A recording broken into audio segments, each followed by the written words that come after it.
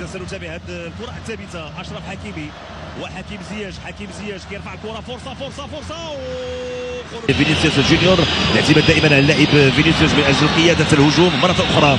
فينيسيوس جونيور كيمرر في الجهة اليسرى عند لوكاس تولينتينو.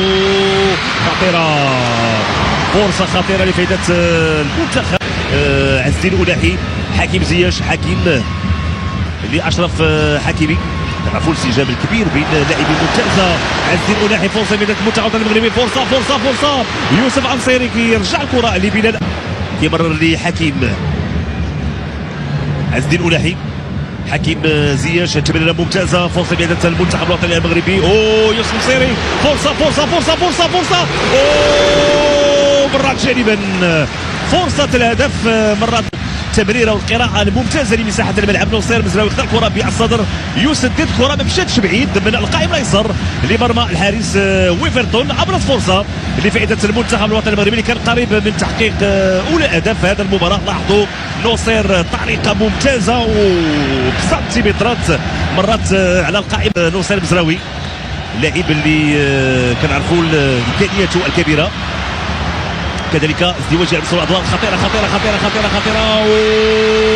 لا بد من ابعاد الكره. ياسين بونو 50% للمنتخب الوطني المغربي. كره طويله اشرف حكيمي، خروج ياسين بونو، خروج خاطئ والهدف.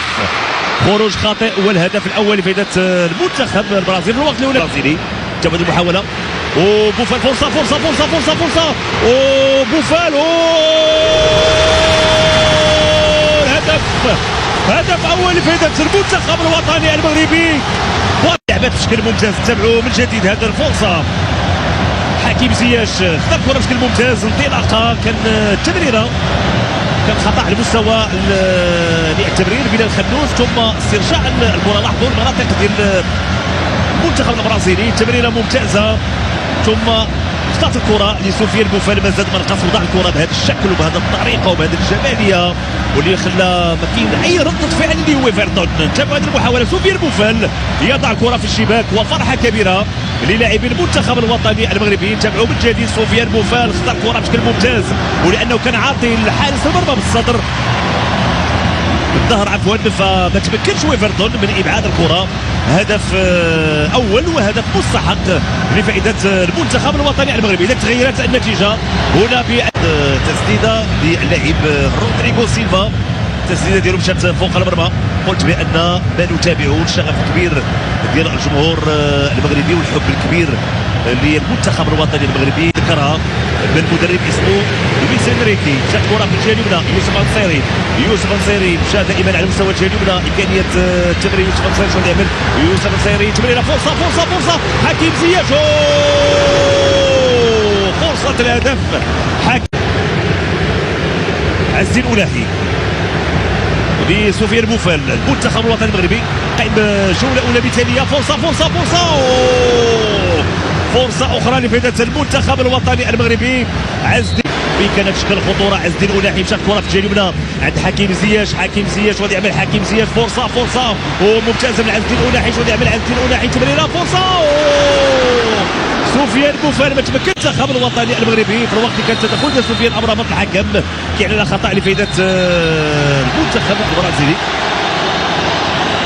الحكم اعلن على خطا.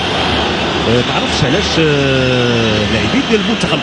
كان خطا على مستوى التمرير. استرجاع الكره من طرف لوكاس. تسديده طرف اللاعب هو العبيد كاسيميرو اللي كيوضع الكره في الشباك. هذا التمرير داخل منطقه الجزاء. ترفع الكره. فرصه والرأسيه. كانت الرأسيه والمحاوله الاخرى. يحيى عطية رفع الكره. فرصه هدف. هدف ثاني لفائده المنتخب الوطني المغربي. من حقنا نفرحوا بهدف ثاني في شباك منتخب سيليساو. عبد الحميد الصابري يضع الكره في الشباك.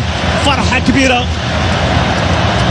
بعد هذه الملحمه امام منتخب برازيلي ومنتخب برازيل افريقيا والعرب. تابعوا المحاوله ممتازه. تمريره والعرضيه داخل منطقه الجزاء.